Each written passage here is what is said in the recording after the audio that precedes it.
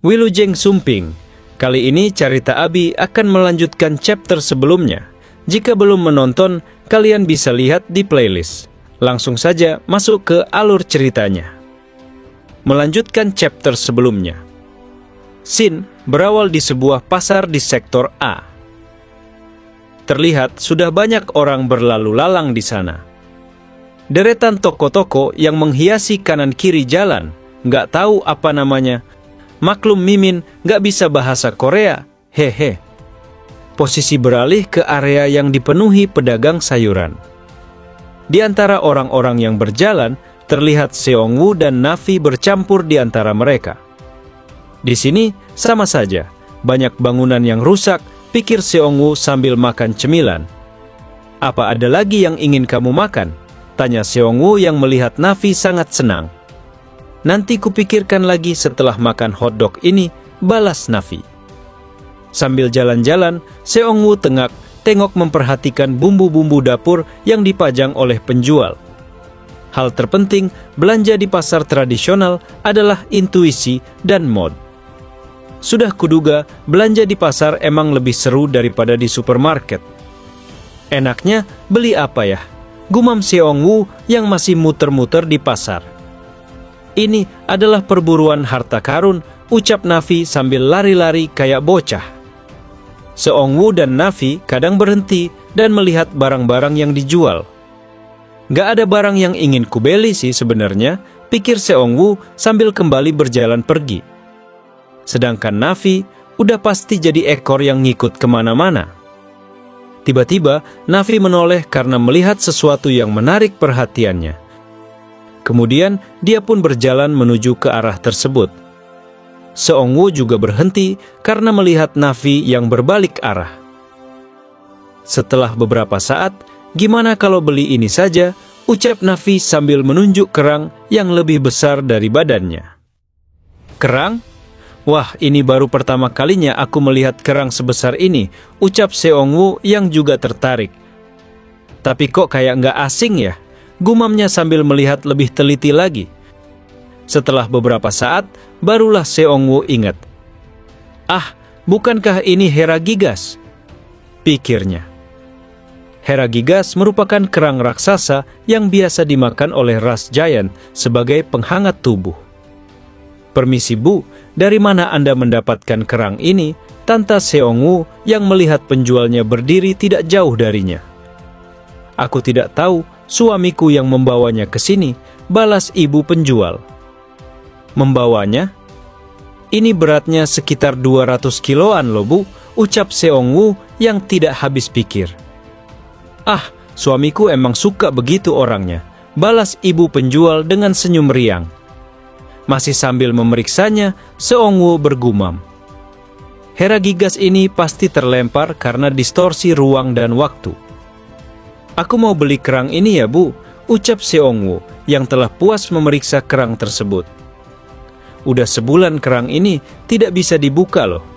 Ini cuma jadi dekorasi saja saat ini, balas ibu penjual yang mendengar Seongwoo mau membelinya. Iya nggak apa-apa kok, sekalian aku beli 10 makarelnya juga, dan tentu saja dengan kerang ini juga, ucap Seongwoo sambil menunjuk ikan makarel yang dipajang. 10? Emangnya kamu ini mau pesta? Tanya ibu penjual yang heran.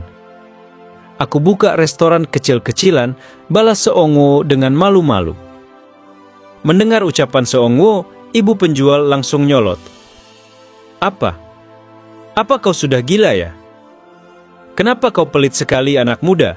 Teriaknya sambil memarahi Seongwoo. Buka restoran, tapi hanya membeli 10? Mana cukup? Lanjutnya. Nih beli ini, sekali ini dan ini, ucap ibu penjual sambil mengambil banyak jenis ikan. Seongwoo hanya bisa diam merasa tertekan karena hal ini. Si Navi malah bertepuk tangan senang. Setelah kejadian itu selesai, Seongwoo dan Navi langsung pulang membawa kerang besar itu. Terima kasih, lain kali aku datang lagi kemari, ucap Seongwoo berpamitan. Caramu membawanya ternyata lebih baik dari suamiku, ucap ibu penjual yang senang melihat Navi. Waktu berlalu, Seong-woo dan Navi telah sampai di restoran. Ini adalah bahan yang menarik. Harus kumasak apa ya? Pikir Seong-woo sambil berdiri melihat kerang di depannya. Lucunya lihat Navi cuma bengong. Apapun itu, sebaiknya kita buka dulu mulut kerangnya, ucap Seong-woo akhirnya memutuskan. Itu adalah ide yang bagus, ucap Navi memberikan jempolnya. Kucing apa ada jempol ya? Kerang ini tidak bisa dibuka dengan pembuka kerang biasa, ucap Seong-woo sambil membuka kerang dengan tangannya. Seong-woo mulai menguatkan tenaganya dan jiah, kerang berhasil dibuka. Setelah melihat ke dalam isi kerang, Seong-woo dan Navi langsung melongo. Ukuran dagingnya bahkan lebih besar dari Navi, ucapnya. Iya benar, jawab Navi. Kalau begitu saatnya membuat sashimi, ucap Seong-woo dengan bersemangat mengambil pisaunya. Dia pun mulai mengiris tipis sepotong daging kerang, kemudian mencelupkan ke dalam saus.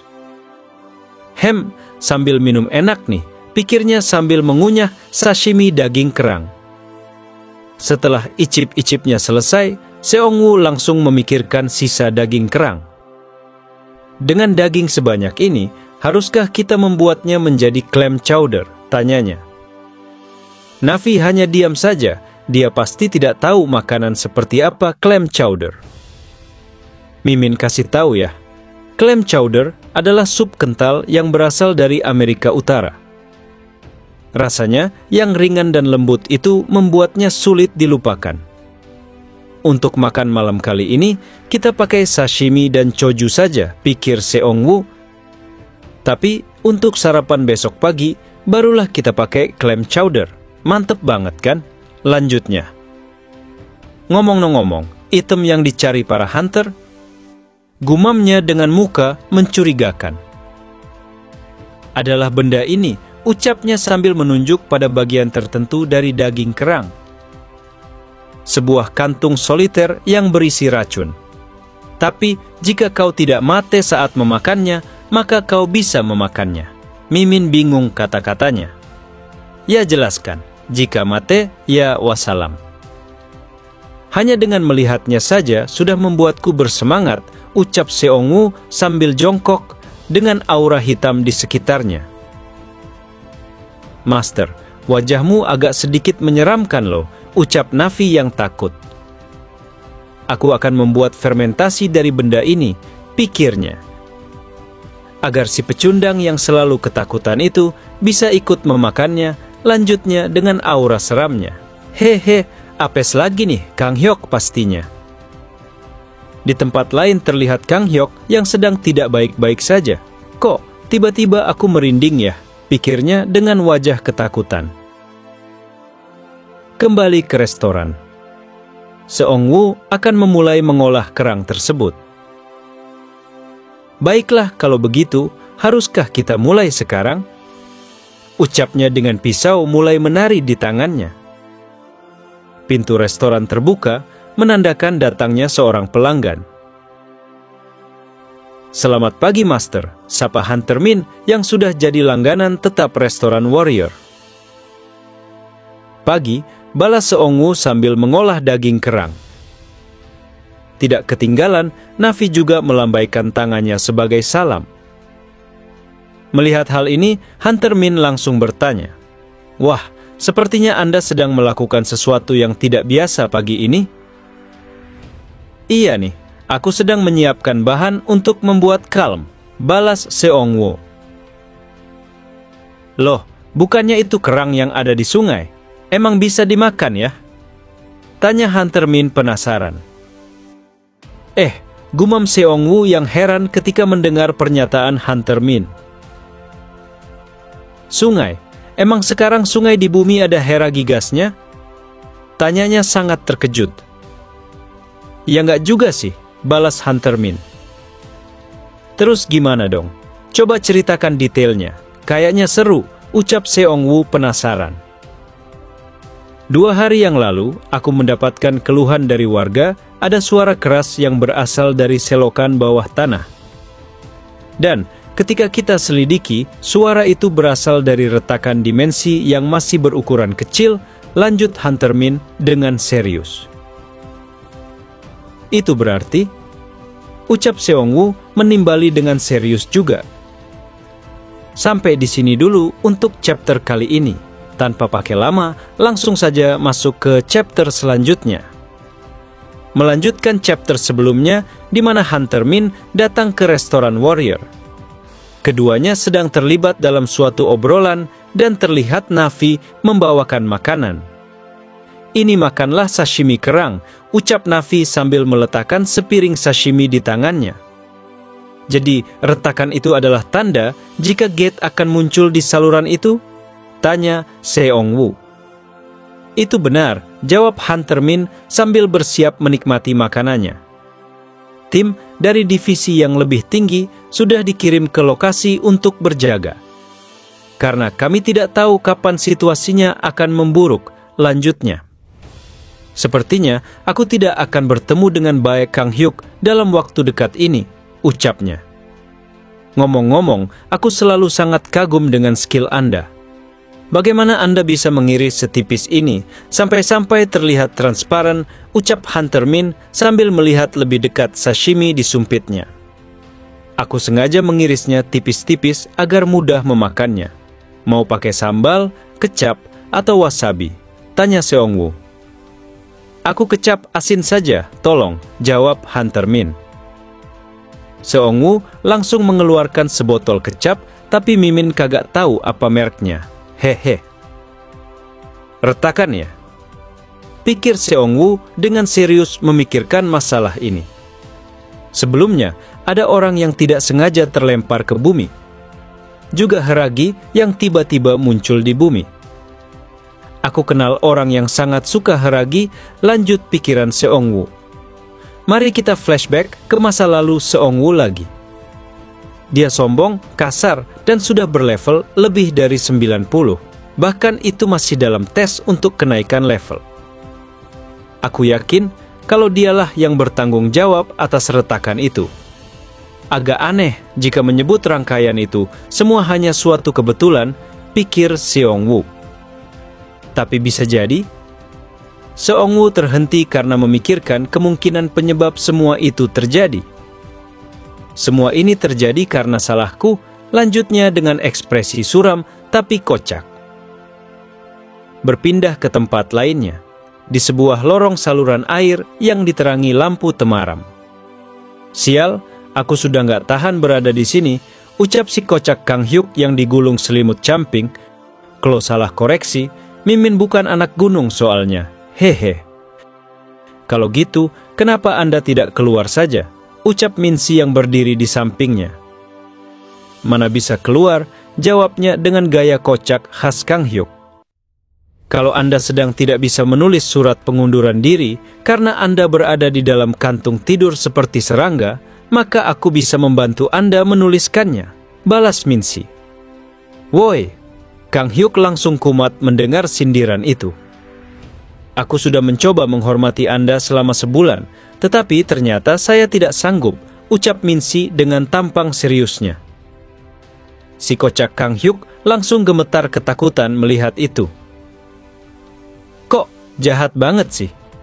Padahal aku udah bela-belain balik dari liburan dan berjaga di selokan ini, ucap Kang Hyuk sambil menangis. Hahaha, sumpah kocak banget karakter satu ini. Aku ini first order loh, first order, tambahnya. Malah makin ketawa ngakak Mimin liatnya. Emang kenapa kalau first order? Balas Minsi. Kang Hyuk langsung berdiri tegak mendengar pertanyaan itu. Pertanyaan yang bagus, ucap si kocak Kang Hyuk yang keluar dari kantung serangga. Sebagai first order, tugasku adalah membasmi para monster dan menyampaikan hasilnya kepada media. Lanjutnya dengan sok ngartis.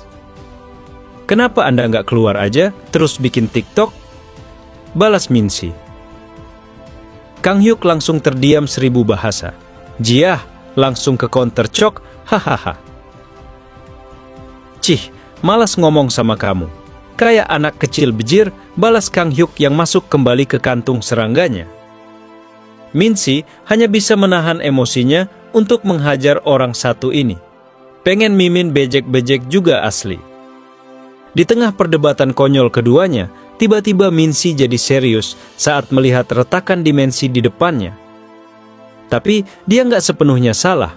Berapa lama kami harus menunggu di sini? Pikir Min-si. Kalau dipikir-pikir, kasihan juga. Dia yang nomor 100 harus bekerja sekeras seperti seniornya yang di nomor 10. Sampai-sampai dia kurang tidur dan mengorbankan waktu liburnya untuk berjaga di sini. Lanjutnya. Udah kayak pocong ijo si kocak Kang Hyuk. Akhirnya, luluh juga hati Min-si melihat kondisi Kang Hyuk. Baiklah Tuan First Order, sana ke atas untuk istirahat. Nanti ku minta tim lain untuk gantian jaga, ucap Min-si kepada Kang Hyuk. Tapi sebelum itu terjadi, tekanan yang sangat kuat langsung menekan keduanya. Min-si langsung menoleh ke arah retakan dimensi dan terlihat sedikit terkejut. Sudah dimulai, teriaknya memanggil pasukannya.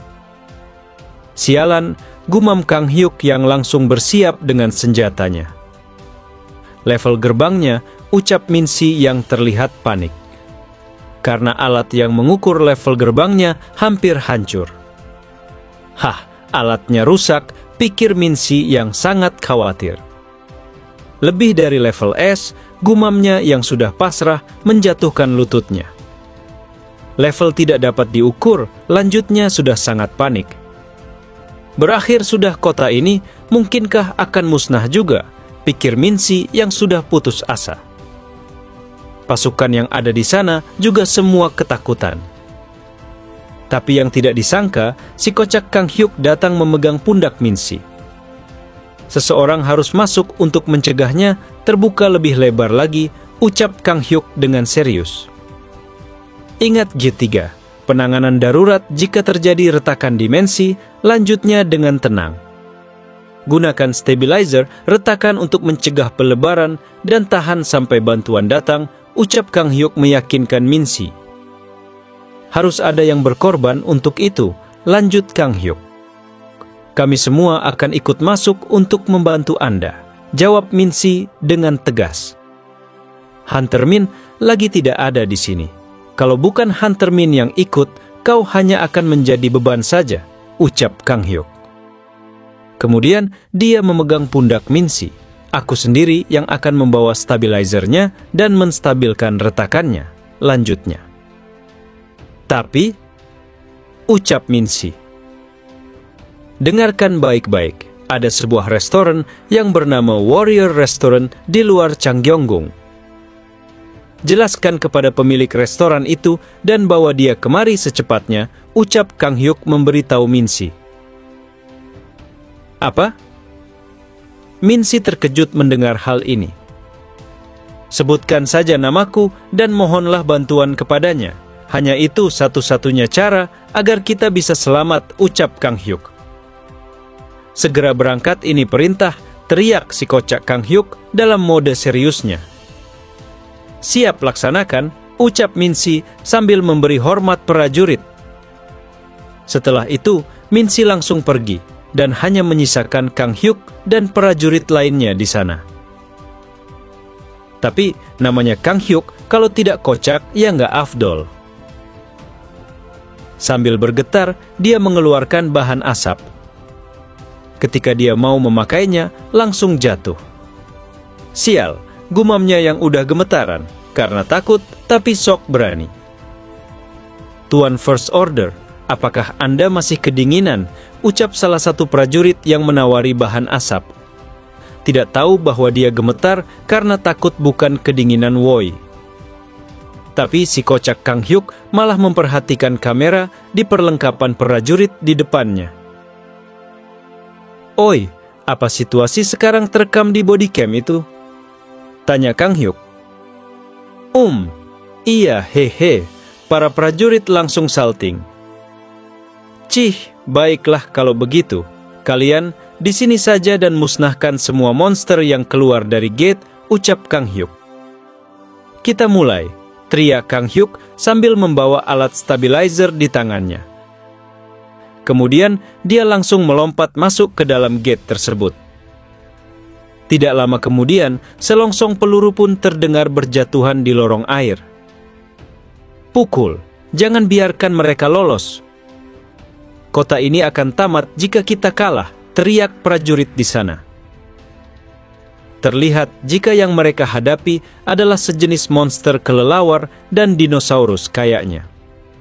Mereka tidak ada habisnya. Reload. Lindungi aku, teriak salah satu prajurit. Dia pun mulai mengisi ulang amunisi. Gumamnya karena melihat monster dinosaurus sudah ada di depannya. Monster itu langsung menyerang dengan kakinya. Ibu, teriak prajurit yang sudah ketakutan karena akan mati. Sering, terdengar suara pedang dikeluarkan dari sarungnya. Slash, slash. Cahaya tebasan pedang menyerang monster itu. Ya, MC kita sudah datang ke medan pertempuran. Setelah melakukan tebasan itu, Seongwoo tidak langsung menyerang lagi dan berhenti sejenak. Dia memandang ke arah gate yang ada di depannya yang telah dipenuhi oleh monster kelelawar. Seongwoo kembali menyarungkan pedangnya seperti gaya seorang samurai. Sedangkan monster dinosaurus itu pun sudah terpotong-potong jadi daging cincang. Melihat ini, para prajurit langsung melongo semua. Seperti seorang kesatria yang keren, Seongwoo mengibaskan pedangnya untuk menghalangi cipratan keecap mengenai dirinya. Bagaimana cerita selanjutnya? Jangan lupa dukung Mimin dengan share, like, dan komen. Bye-bye.